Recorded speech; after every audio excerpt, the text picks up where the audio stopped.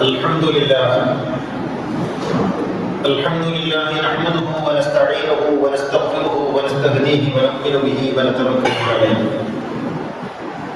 ونعوذ بالله من شرور انفسنا ومن سيئات اعمالنا من يهد الله فهو المهتد ومن يضلل فلن تجد له وليا مرشدا أشهد أن لا إله إلا الله وحده لا شريك له وأشهد أن نبينا محمدا عبده ورسوله أرسله بالهدى ودين الحق ليظهره على الدين كله ولو كره المشركون اللهم صل على رسولك سيدنا محمد وآل سيدنا محمد اللهم بارك على سيدنا محمد وآل سيدنا وحبيبنا ومنجينا وهادينا ومرشدنا وشفيعنا وإمامنا وقدوتنا وقرة أعيننا محمد كما صليت وباركت على خليلك إبراهيم وآل خليلك إبراهيم في العالمين إنك حميد مجيد يا أيها الذين آمنوا اتقوا الله حق تقاته فلا تموتن إلا وأنتم مسلمون أعوذ بالله من الشيطان الرجيم بسم الله الرحمن الرحيم وقل رب أدخلني مدخل صدق وأخرجني مخرج صدق واجعل لي من لدنك سلطانا نصيرا ബഹുമാന്യരായ സഹോദരന്മാരെ സഹോദരികളെ, തഖ്വയോടെ ജീവിക്കാൻ ശ്രമിക്കണമെന്നതിനെയും നിങ്ങളെയും ഉണർത്തുകയാണ്. അല്ലാഹു നമ്മെ എല്ലാവരെയും സജ്ജനങ്ങളിൽ ഉൾപ്പെടുത്തി അനുഗ്രഹിക്കുമാറാകട്ടെ. ഇപ്പോൾ വളരെ വ്യാപകമായി നടക്കുന്ന ഒരു ചരിത്രപരമായ ചർച്ചയാണ് എത്യോപ്യയിലെ നേഗസ് ചക്രവർത്തിയുടെ മതം ഏതാണ് എന്നുള്ളത്. ആ ചർച്ച നടക്കുന്നതിന് കാരണം മുഹമ്മദ് നബിയുടെ കാലത്ത് ഉണ്ടായിരുന്ന രാജാവാണ് നജാഷി എന്ന അറബിയിൽ പറയുന്ന നേഗസ് ചക്രവർത്തി. അദ്ദേഹം മരണപ്പെട്ടപ്പോൾ, അദ്ദേഹം ക്രിസ്ത്യാനിയാണ്, എത്യോപ്യൻ രാജാവാണ്. മരണപ്പെട്ടപ്പോൾ മുഹമ്മദ് നബി മദീനയിലെ പള്ളിയിൽ വെച്ച് നിസ്കരിക്കുകയും അനുശോചനം രേഖപ്പെടുത്തുകയും പ്രാർത്ഥിക്കുകയും ചെയ്തു. ഈ സംഭവം ക്രിസ്ത്യാനിയായ ഒരാൾക്ക് വേണ്ടി മുഹമ്മദ് നബി മയ്യിത്ത് നിസ്കരിച്ചു മദീന പള്ളിയിൽ വെച്ച് എന്നുള്ളത് അതിന്റെ സ്പിരിറ്റിൽ അംഗീകരിക്കാൻ കഴിയാത്ത വർഗീയ മനസ്സുള്ള ആളുകൾ നേഗസ് ചക്രവർത്തി മതം മാറി മുസ്ലിമായിട്ടുണ്ട്, അതിനുശേഷമാണ് നബി അദ്ദേഹത്തിന് മയ്യിത്ത് നിസ്കരിച്ചത് എന്ന ഒരു വ്യാഖ്യാനവുമായി രംഗത്ത് വന്നു. ഇതാണ് വ്യാപകമായ ചർച്ചയ്ക്ക് നിദാനമായിട്ടുള്ളത്. മുഹമ്മദ് നബി ഒരു ക്രിസ്ത്യാനിക്ക് മയ്യിത്ത് നിസ്കരിക്കുകയും, ഇതാണ് ചോദ്യം. അതെങ്ങനെ ശരിയാകും? മുഹമ്മദ് നബി നമ്മുടെ നബിയല്ലേ? ക്രിസ്ത്യാനിക്ക് വേണ്ടി മയ്യിത്ത് നിസ്കരിച്ചാൽ അത് ശരിയാവില്ലല്ലോ എന്നുള്ളതാണ്. ഇതിപ്പോ പറയുന്നതിന് മറ്റൊരു പശ്ചാത്തലം കൂടി. അകമ്പൊരുളിന്റെ ആത്മമിത്രവും അകമ്പൊരുളിന്റെ കൂടെ ദീർഘകാലമായി സഞ്ചരിച്ച, അതിന്റെ തുടക്കം മുതൽ സഞ്ചരിച്ച ഒരു ബഹുമാന്യ വ്യക്തിത്വവുമാണ് തിരുവമ്പാടിയിലെ ഇടത്തിൽ വീട്ടിൽ മാധവൻ എന്ന് പറയുന്ന മാധവൻ. അദ്ദേഹം ഈ കഴിഞ്ഞ ദിവസം മരണപ്പെട്ടു. അദ്ദേഹം മരണപ്പെട്ടപ്പോൾ നമ്മൾ അവിടെ ചെല്ലുകയും മരണാനന്തര കർമ്മങ്ങളെല്ലാം നിർവഹിക്കുകയും പ്രാർത്ഥിക്കുകയും ചെയ്തു. അതിനുശേഷം വീണ്ടും അദ്ദേഹത്തിന്റെ വീട്ടിൽ പോയി നമ്മൾ പ്രാർത്ഥിക്കുകയൊക്കെ ചെയ്തു. അദ്ദേഹത്തിന്റെ മരണവുമായി ബന്ധപ്പെട്ട് ഞാൻ സോഷ്യൽ മീഡിയയിൽ ഇട്ട പോസ്റ്റിൽ അദ്ദേഹത്തെ അല്ലാഹു സ്വർഗ്ഗത്തിൽ സ്വീകരിക്കട്ടെ എന്ന് പ്രാർത്ഥിച്ചിരുന്നു. ഇത് വലിയ വിവാദങ്ങളുണ്ടാക്കി. മാധവേട്ടന് വേണ്ടി പ്രാർത്ഥിക്കുകയും സ്വർഗത്തിൽ പോകാൻ നമ്മളൊക്കെ ഇല്ലേ റെഡിയായി നിൽക്കുന്നത്, മാധവേട്ടൻ ഇങ്ങനെ സ്വർഗത്തിൽ പോകും എന്നുള്ളതാണ് വിഷയം. തിരുവമ്പാടി നഗരത്തിൽ ടൗണിൽ ഖുർആൻ അകമ്പൊരുൾ കടകളിലും വീടുകളിലും നടന്നുകൊണ്ടുപോയി കൊടുക്കുകയും വിൽക്കുകയും വെറുതെ കൊടുക്കുകയും വായിപ്പിക്കുകയും ചെയ്തതാണ് മാധവേട്ടൻ. അദ്ദേഹം പറഞ്ഞ ഖുർആൻ പഠിക്കണം. അദ്ദേഹത്തിന്റെ വീട്ടിൽ എല്ലാ സൗകര്യങ്ങളും ഒരുക്കി ഭക്ഷണം ഉൾപ്പെടെ ആളുകളെ വിളിച്ചു വരുത്തി ഖുർആൻ ക്ലാസ് വെക്കുകയും അവിടെ ഖുർആൻ ക്ലാസ് എടുക്കുന്നതിനെ ക്ഷണിക്കുകയും ചെയ്യും. കഴിഞ്ഞ 5-6 വർഷമായി അത് നടന്നുകൊണ്ടിരിക്കും. അതിന്റെ കൂടെ ബൈബിൾ ക്ലാസ് വെക്കും, ഗുരുവിന്റെ ദർശനങ്ങൾ വെക്കും. സ്വാമിമാര് വരും, അച്ഛന്മാര് വരും, ക്ലാസ്. മനുഷ്യൻ നന്നാവുക എന്ന ഉദ്ദേശത്തിൽ നിന്നുകൊണ്ട് പ്രവർത്തിക്കുന്ന ഒരു നല്ല വ്യക്തി. അദ്ദേഹത്തിന്റെ വീട്ടിലെ ക്ലാസ്സുകളിൽ മുസ്ലിങ്ങളും ഹിന്ദുക്കളും ക്രിസ്ത്യാനികളും മതമില്ലാത്തവരും എല്ലാവരും ഉണ്ടാകും. വളരെ ഹൃദ്യമായിരുന്നു ആ ക്ലാസ്. ഒരു പ്രാവശ്യം അവിടെ പങ്കെടുത്ത ആളുകൾ ആ കുടുംബത്തിന്റെയും അദ്ദേഹത്തിന്റെയും സ്നേഹവും ആതിഥ്യവും സ്വീകരിച്ച് അവരോട് എക്കാലവും ഹൃദയത്തിൽ സ്നേഹവും കടപ്പാടും സൂക്ഷിക്കുന്നവരായിരിക്കും. അങ്ങനെയുള്ള ഒരു നല്ല മനുഷ്യന് വേണ്ടി നമ്മൾ പ്രാർത്ഥിച്ചപ്പോൾ അതിന്റെ താഴെയുള്ള കമന്റ് എത്രമേൽ വർഗീയമാണെന്ന്, എത്രമേൽ അപകടകരമാണെന്ന് നമുക്ക് ബോധ്യപ്പെടും. എന്തുകൊണ്ടാണ് മനുഷ്യൻ ഇങ്ങനെ വർഗീയവാദിയായി പോകുന്നത്, ഇങ്ങനെ വർഗീയമായി ചിന്തിക്കുന്നത് എന്ന് നമ്മൾ സങ്കടപ്പെടും. അപ്പോഴാണ് മുഹമ്മദ് നബി പഠിപ്പിച്ച ദീൻ എന്തായിരുന്നു എന്ന് നമ്മൾ അന്വേഷിക്കേണ്ടത്. നമ്മളിന്ന് ഇൻഷാ അല്ലാഹ് ജുമാ നിസ്കാരത്തിന് ശേഷം മാതൃഭട്ടിന് വേണ്ടി മയ്യത്ത് നിസ്കരിക്കുന്നുണ്ട്. എന്താണ് പ്രവാചകൻ പഠിപ്പിച്ച ദീൻ എന്ന് നിങ്ങൾ നോക്കണം. ഇത് പ്രവാചകന്റെ ചര്യയാണ്. നജാഷി രാജാവ് എന്ന് പറയുന്നത്, നജാഷി എന്ന് പറയുന്നത് രാജാവിന്റെ പേരല്ല. നജാഷി എന്ന് പറയുന്നത് മുഗളന്മാർ എന്ന് പറയുന്നത് പോലെ, ഫിറഔൻ എന്ന് പറയുന്നത് പോലെ ഒരു രാജകുടുംബത്തിന്റെ ഡൈനാസ്റ്റി ബന്ധനാണ് നജാഷി. എത്യോപ്യ ഭരിച്ച ഒരു രാജകുടുംബത്തിന്റെ പേരാണ്. അതിൽ പ്രവാചകന്റെ കാലത്തുണ്ടായിരുന്ന ആളുടെ പേര് അസ്ഹമ എന്നാണ്. ഈ അസ്ഹമ രാജാവിനെ കുറിച്ചാണ് നമ്മൾ പറയുന്നത്. നജാഷി രാജാവ് എന്ന് പറയുമ്പോൾ ആ പരമ്പരയിലുള്ള എല്ലാവരും നജാഷി രാജാക്കന്മാരാണ്. അസ്ഹമ എന്ന് പറയുന്ന നജാഷി രാജാവിനെ കുറിച്ചാണ് നമ്മൾ പറയുന്നത്. മൂസാ നബിയുടെ ഫിറഔൻ എന്ന് പറഞ്ഞാൽ റംസസ് രണ്ടാമനെ കുറിച്ചാണല്ലോ പറയുന്നത്. ഫിറഔൻ എന്നുള്ളത് ആ പരമ്പരയിലുള്ള എല്ലാവരുടെയും പേരാണ് ഫിറഔൻ. ഇതുപോലെ നജാഷി രാജവംശത്തിൽപ്പെട്ട അസ്ഹമ എന്ന് പറയുന്ന ഭരണാധികാരിയാണ് പ്രവാചകന്റെ കാലത്തുണ്ടായത്. നബിയുടെ ശിഷ്യന്മാർ മക്കയിൽ ദയനീയമായ അവസ്ഥാവിശേഷത്തിലൂടെ കടന്നു പോകുന്ന കാലഘട്ടത്തിൽ പ്രവാചകൻ പറഞ്ഞു, നിങ്ങളുടെ നാട് കൊണ്ടോടി, നിങ്ങൾക്ക് പുറത്തു പോയാൽ ഒരുപക്ഷെ നന്നായി ജീവിക്കാനോ എന്ന് പറഞ്ഞ് വളരെ പ്രധാനപ്പെട്ട ആളുകൾ ഉൾപ്പെടെയുള്ള കുറെ ആളുകളെ പ്രവാചകൻ എത്യോപ്യയിലേക്ക് അയച്ചു. റസൂല് പറഞ്ഞു, മക്കാന ബിൽ ഹബശത്തി മലിക്കുൽ സാലിഹ്, അവിടെ ഒരു നല്ല ഭരണാധികാരിയാണ്. യുഖാലു ലഹു നജാഷി, അദ്ദേഹത്തെ നജാഷി എന്നാണ് അറിയപ്പെടുന്നത്.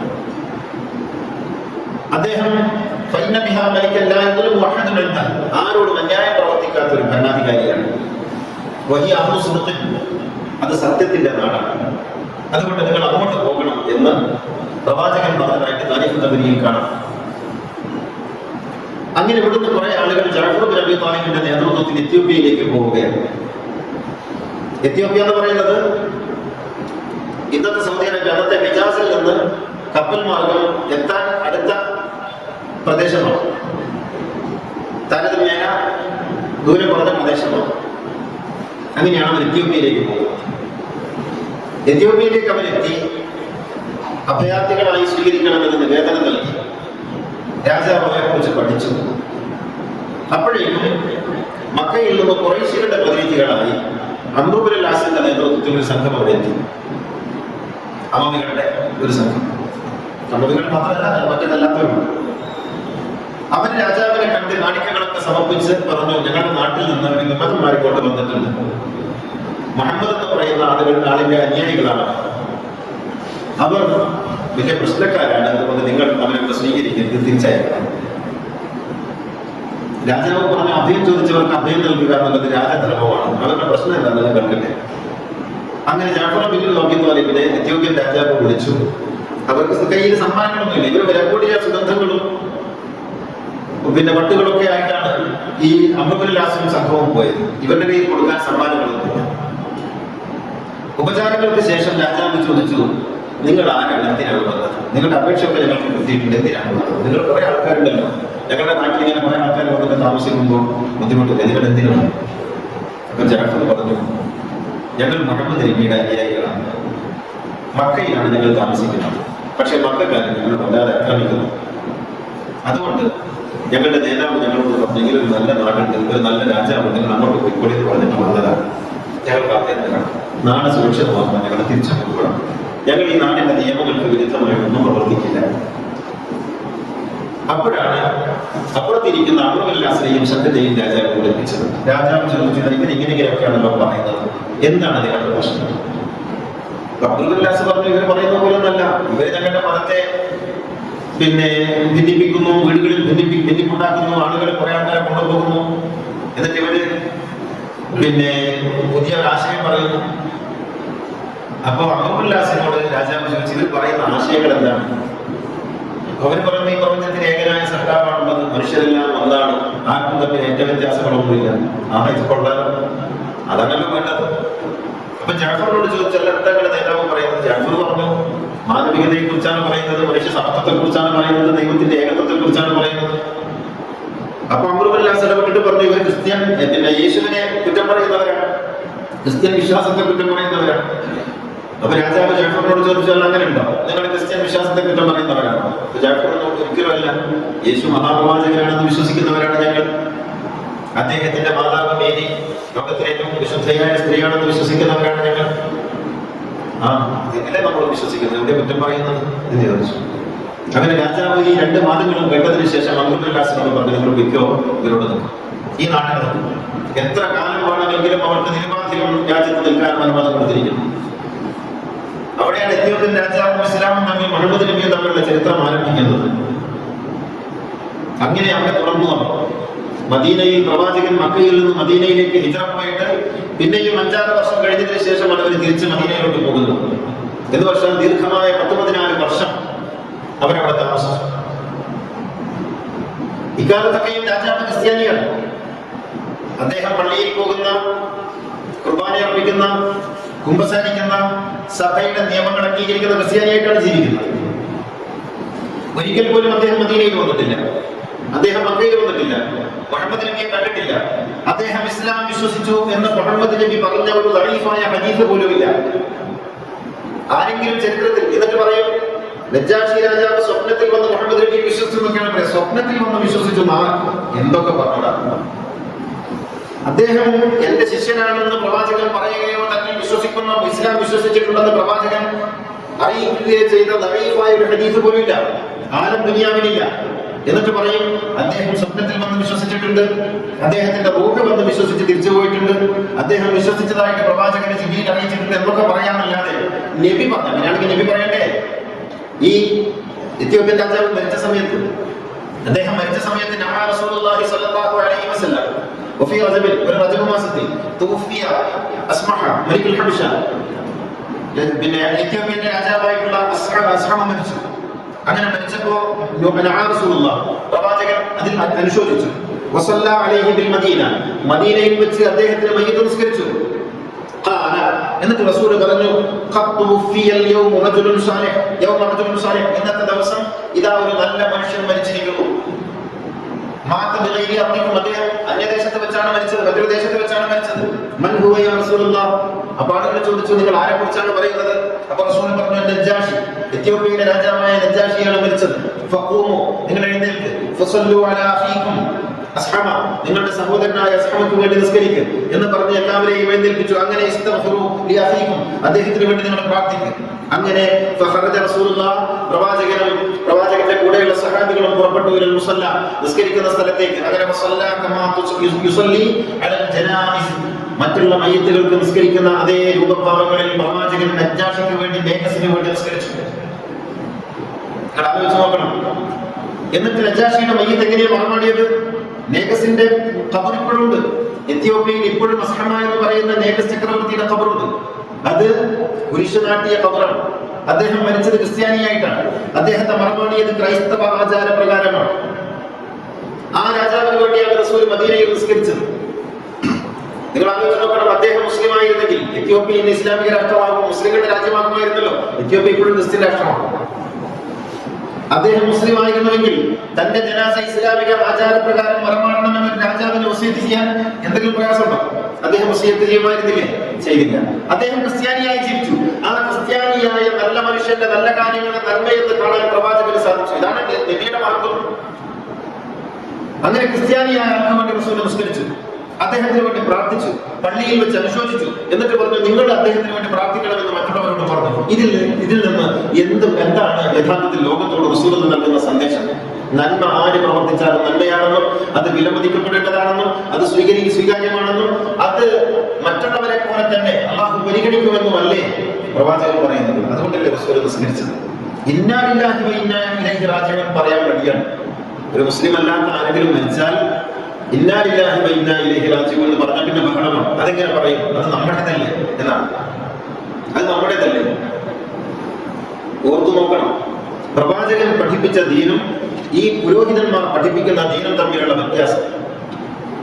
ഹിജ്റ 9-ാം വർഷം റസൂലുള്ളാഹി വഫാത്താകുന്നതിന്റെ ഏതാണ്ട് 2 വർഷം മുമ്പാണ് നജാഷി മരിക്കുന്നത്.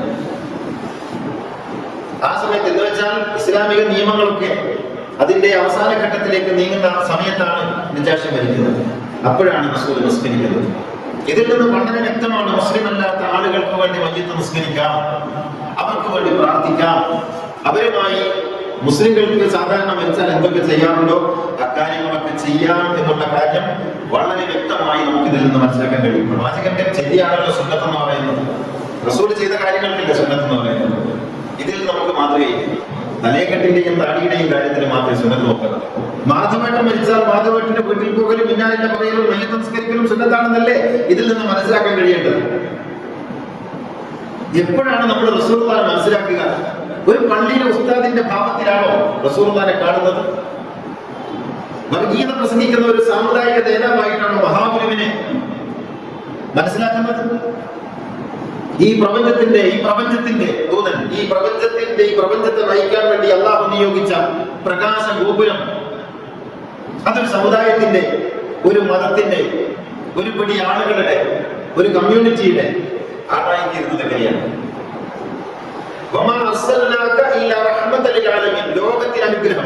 ലോകത്തിന് അനുഗ്രഹം എന്ന് പറയുമ്പോൾ അത് മുസ്ലിങ്ങൾക്ക് മാത്രം അല്ലെങ്കിൽ ഒരു സമുദായത്തിന് മാത്രമുള്ള അനുഗ്രഹമാകുന്നത് എങ്ങനെയാണ്? ഉറുമ്പിനും ഈച്ചയ്ക്കും പൂച്ചയ്ക്കും മനുഷ്യനും ഈ പ്രപഞ്ചത്തിലുള്ള സകലത്തിനും അനുഗ്രഹമായിട്ടല്ലേ പ്രവാചകൻ വന്നിട്ടുള്ളത്? അതുകൊണ്ടല്ലേ റസൂൽ ഇതിനെ പഠിപ്പിച്ചത്. ഇത് മതസൗഹാർദ്ദമാണെന്ന് ധരിക്കരുത്. എത്യോപ്യയിലെ രാജാവിന് വേണ്ടി, ക്രിസ്ത്യാനിയായ രാജാവിന് വേണ്ടി മുഹമ്മദ് നബി മദീന പള്ളിയിൽ വെച്ച് മയ്യിത്ത് നിസ്കരിച്ചത് മതസൗഹാർദ്ദമല്ല. അതാണ് മതം. റസൂലുള്ളാഹിന്റെ മതമാണത്. അല്ലാതെ മതസൗഹാർദ്ദം ഗെയിമിക്കല്ലാതെ അങ്ങനെയുണ്ടല്ലോ. മതസൗഹാർദ്ദത്തിന് വേണ്ടി കാണിക്കുന്ന ചില ഗെയിമിക്കുകളല്ല. അതാണ് മതം. അങ്ങനെയാണ് ജീവിക്കേണ്ടത്. ഇത് മനസ്സിലാക്കുന്നത് എപ്പോഴോ അപ്പോഴേ റസൂലുള്ളാഹിനെ മനസ്സിലാക്കുകയുള്ളൂ. അല്ലാഹു അനുഗ്രഹിക്കുമാറാകട്ടെ. അഖൂലു ഖൗലി ഹാദാ വഅസ്തഗ്ഫിറുല്ലാഹൽ അലീം ലി വലക്കും വഅസ്തഗ്ഫിറുഹു അൻ യബഅക്കും വഅൻ ജമീഇൽ മുസ്ലിമീന വൽ മുഅ്മിനീന അജ്മഈൻ ഫസ്തഗ്ഫിറുഹു ഇന്നഹു ഹുവൽ ഗഫൂറുർ റഹീം. അൽഹംദുലില്ലാഹി الذي هدانا لهذا وما كنا لنهتدي لولا أن هدانا الله. الصلاة والسلام على سيدنا محمد سيد الكونين محبوب رب المشرقين والمغربين خاتم الأنبياء سيد المرسلين مراد المشتاقين محبوب العاشقين جد الحسن والحسين صاحب القولين جد الحسن والحسين صلى الله عليه وعلى آله وصحبه الذين جاهدوا بأموالهم في سبيل الله وباعوا نفوسهم بدين الهدى رضي الله عنهم ورضوا عنه ذلك لمن خشي ربه. إن الله وملائكته يصلون على النبي يا أيها الذين آمنوا صلوا عليه وسلموا تسليما. സഹോദര സഹോദരികളെ, തഖ്വയുള്ളവരായിരിക്കണം എന്നൊന്നുകൂടി ഉണർത്തുകയാണ്. നജാഷി രാജാവും റസൂലും തമ്മിൽ കത്തിന്റെ പാട്ടുകൾ നടന്നിട്ടുണ്ട്. അത് ഈ ആളുകൾ പോകുന്നതിന് മുമ്പും പോയതിനു ശേഷം ഒക്കെ നടന്നിട്ടുണ്ട്. ഈ കത്തിനപാടുകളിൽ പ്രവാചകൻ അദ്ദേഹത്തോട് സമർപ്പിതനാകണമെന്നും നന്നായി നാടിനെ നയിക്കണമെന്നും ഉണർത്തിയിട്ടുണ്ട്. അത് അദ്ദേഹം സ്വീകരിച്ചിട്ടുണ്ട്. അതേ സ്ഥാനത്ത് മതം എന്നുള്ള നിലക്ക് നജാഷിയുടെ മതം ക്രിസ്ത്യൻ മതം തന്നെയായിരുന്നു. തബരി രേഖപ്പെടുത്തുന്നത് കാണുക. മുഹമ്മിൻ വലതി ഹബ്ഷബിന് ഖുഷ്. ഹബിഷ, എത്യോപ്യക്ക് ഹബിഷ എന്ന പേര് വന്നത് ഹബ്ഷബിന് ഖുഷ് എന്ന് പറയുന്ന അവരുടെ പഴയകാല ഗോത്ര നേതാവിന്റെ പേരിനെ പേരിനോട് ചേർത്തുകൊണ്ട്. അക്ബർ മമാലിക് മംലക്കത്ത് നജാഷി, ആ നാട്ടിലെ ഏറ്റവും വലിയ ഡൈനാസ്റ്റി നജാഷി ഡൈനാസ്റ്റിയാണ്. ബഹുവ അലാ ദീനി നസ്റാനിയ, അവർ ക്രിസ്ത്യൻ മതക്കാരായിരുന്നു. ولم تزل العرب على قديم الايام تاتي هذه المملكه للتجاره. പണ്ടുപണ്ടേ അറേബ്യക്കാർ അന്നാട്ടിലേക്ക് കച്ചവട ആവശ്യത്തിന് വേണ്ടി പോകാറുണ്ടായിരുന്നു. അത് ക്രിസ്ത്യൻ രാജ്യമാണ് അന്നും ഇന്നും. അവിടുത്തെ രാജാക്കന്മാരെല്ലാം ക്രിസ്ത്യാനികളാണെന്ന് മാത്രമല്ല നല്ല ഭക്തരായ ക്രിസ്ത്യാനികളാണ്. ആ ആചാരപ്രകാരമാണ് നടന്നു പോകാറുള്ളത്. ക്രിസ്ത്യാനിയായി ജീവിച്ച് ക്രിസ്ത്യാനിയായി മരിച്ചാൽ, മുസ്ലിമായി ജീവിച്ച് മുസ്ലിമായി മരിച്ചാൽ എന്നതുപോലെ തന്നെയുള്ള എല്ലാ നന്മകളും ഗുണങ്ങളും ഉണ്ട്. ഇതാണ് പ്രവാചകന്റെ ഈ സംഭവത്തിലൂടെ നമ്മെ ബോധ്യപ്പെടുത്തുന്നത്. ഇത് അംഗീകരിച്ചാൽ ശുദ്ധിവാദം പൊളിയും, മേന്മാവാദം പൊളിയും, ഞങ്ങൾ മാത്രമാണ് സ്വർഗത്തിന്റെ ആളുകൾ എന്ന വാദം പൊളിയും. അതുകൊണ്ടാണ് ഇത് അംഗീകരിക്കാനുള്ള പ്രയാസം ഉണ്ടാകുന്നത്. യഥാർത്ഥത്തിൽ പ്രവാചകന്റെ ഈ മാതൃകയാണ് ഉൾക്കൊള്ളേണ്ടത്. അതാണ് ലോകം തേടുന്നത്, അതാണ് ലോകത്തിന് ആവശ്യമായിട്ടുള്ളത്, അതാണ് സമാധാനത്തിന്റെ വഴി എന്ന് പറയുന്നത്. ഞാൻ കഴിഞ്ഞ കുത്തുബകളിൽ സൂചിപ്പിച്ചതുപോലെ ഈ വർഷം റബീഉൽ അവ്വൽ ഓഗസ്റ്റ് 14-നാണ് റബീഉൽ അവ്വൽ വന്നത്. ഓഗസ്റ്റ് 14 എന്ന് പറയുന്നത് അടുത്ത വെള്ളിയാഴ്ചയാണ്. അപ്പൊ അടുത്ത വെള്ളിയാഴ്ച നമ്മളിവിടെ ഗുരു മീലാദി ഗുരു എന്ന് പറയുന്ന പരിപാടി ആരംഭിക്കും. എല്ലാ ദിവസവും 12 വരെ, ഓഗസ്റ്റ് 14 മുതൽ 25 വരെ എല്ലാ ദിവസവും പ്രവാചക പ്രകീർത്തനം, പ്രവാചകന്റെ ജീവിതവുമായി ബന്ധപ്പെട്ട ഒരു ക്ലാസ്, ചർച്ച, പിന്നെ പ്രവാചകനുള്ള സംഗീതാർച്ചന, ഇതൊക്കെ ഉണ്ട്. 5 മണിക്ക് തുടങ്ങി 7 മണി വരെ, 7:30 മണി വരെ ഉണ്ടാകും. അവസാനം റബീഉൽ അവ്വൽ 12-ന് 25-ാം തീയതി വിപുലമായ തോതിലുള്ള ഒരു സംഗീത മജ്‌ലിസ്, പ്രവാചകന്റെ ജന്മദിനത്തിന് നമുക്ക് സമർപ്പിക്കാൻ കഴിയുന്ന ഒരു നല്ല സംഗീത മജ്‌ലിസും ഒരു പ്രവാചക പ്രകീർത്തന സദസ്സുണ്ടായി. എല്ലാ ദിവസവും വരണം, കുടുംബസമേതം വരിക, പ്രവാചക പ്രകീർത്തന സദസ്സുകളും ക്ലാസ്സുകളിലും ചർച്ചകളിലും പങ്കെടുക്കുക. ക്ലാസ്സുകളിൽ പലരും ഉണ്ടാകും. ഇവിടെ വെച്ച് തന്നെയാണ് എല്ലാ 25-ന്റെ പരിപാടി ഉൾപ്പെടെ എല്ലാം ഇവിടെ വെച്ച് തന്നെയാണ്. എല്ലാവരും പങ്കെടുക്കണം. ഇങ്ങനെ ഒരു പ്രവാചക പ്രകീർത്തന സംസ്കാരം സമൂഹത്തിന് നമ്മൾ പകർന്നുകൊടുക്കണം. ഇതെന്താണ് ഇതിങ്ങനെ ചെയ്യുന്നതെന്ന് ചോദിച്ചാൽ, കളങ്കപ്പെടുത്തപ്പെട്ട പ്രവാചകന്റെ വ്യക്തിത്വത്തെ, മലിനമാക്കപ്പെട്ട പ്രവാചകന്റെ സ്വഭാവത്തെ അങ്ങനെയല്ലെന്നും, ഇതൊക്കെ രാജാക്കന്മാർക്ക് വേണ്ടി ഊരിയെഴുത്തുകാർ എഴുതി വെച്ച കഥകളാണെന്നും, പ്രവാചകൻ മഹാഗുരുവാണെന്നും, യുദ്ധം ചെയ്യാൻ വേണ്ടി വന്ന ആളല്ല, പെണ്ണ് കെട്ടാൻ വേണ്ടി വന്ന ആളല്ല, കാമാസക്തനല്ല, ലംബടനല്ല, വിശ്വപ്രകാശമായി ഈ ലോകത്ത് ജ്വലിച്ചു നിൽക്കുന്ന ഒരു ഗുരുവിന്റെ നാമമാണ് മുഹമ്മദ് എന്ന് സമൂഹത്തെ അറിയിക്കാനുള്ള ബാധ്യത നമുക്ക്. അതാണ് സത്യം. അതിനു വേണ്ടിയുള്ള ഒരു ശ്രമത്തിന്റെ ഭാഗമാണ് റബീഉൽ അവ്വൽ 12 ദിവസങ്ങളിൽ നടത്തുന്ന ഈ മജ്‌ലിസ്. എല്ലാവരും സംബന്ധിക്കണം. അല്ലാഹു അനുഗ്രഹിക്കുമാറാകട്ടെ. اللهم اغفر للمؤمنين والمؤمنات والمسلمين والمسلمات الأحياء منهم والأموات إنك مجيب الدعوات وقاضي الحاجات. ربنا آتنا في الدنيا حسنة وفي الآخرة حسنة وقنا عذاب النار. ربنا اغفر لنا ولإخواننا الذين سبقونا بالإيمان ولا تجعل في قلوبنا غلا للذين آمنوا ربنا إنك رؤوف رحيم. وآخر دعوانا